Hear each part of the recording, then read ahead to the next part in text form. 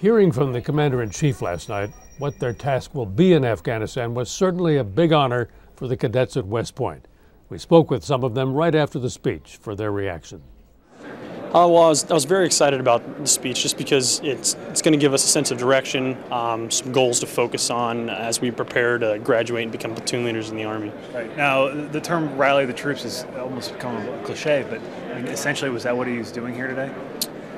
Well, I think that's probably what happened, just based off the fact that individuals were anticipating the speech and were, I think, members of the Corps of Cadets, members of the Armed Forces are happy now because we have a sense of direction, a strategy that we can look at, that we can focus on and prepare ourselves for.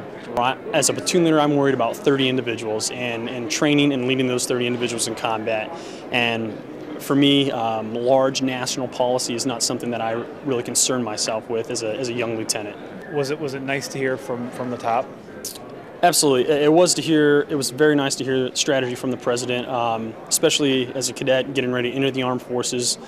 We can talk about this in class, debate it, discuss it, and prepare ourselves mentally for what we're going to do in May. I think he did a good job. I thought the Corps of Cadets itself was somewhat muted. I was surprised they only had about 4 interruptions for him during his speech. It seems as though the overall tone of the speech was somber, of course, and so was the reaction of the cadets. The President's allusions towards constitutional type pieces of paper, when he talked about it's by the people, for the people, I think it hit a lot of messages home also with the cadets with regard to serving overseas. And they have their mission now. The cadets understand their mission right now is to destroy, defeat, and dismantle Al-Qaeda forces, and I think it's very clear that's the mission on 9/12/01, and that's going to be the mission now going forward. What do you think's going through the head and the heart of a cadet sitting there when he's hearing, hey, I could be going over there to complete this mission? I think clearly now cadets understand that the mission is going to focus on Afghanistan for the military for the next few years, while Iraq still remains important and it has got to be finished, and they're doing a great job drawing it down. Fundamentally, the mission for the Army in particular is going to be Afghanistan. Do you think the President made the case in a way that the average soldier is really going to relate to? I think he did. I think the soldier on the ground that's there understands the mission, is clear with regard to what he has to do or what she has to do in order to execute it. I think they'll be relieved to know more forces are coming. When I talk to people there, they say they get to a town, they get to a village, they make great progress, but they're forced to leave, they're forced to move on, and unfortunately that's when trouble starts, when the Al-Qaeda forces or Taliban forces come back and really unwind a lot of the great work that they've done there before. As a cadet, what's it like to hear the President come in and basically issue a major order like this when it could directly affect your life?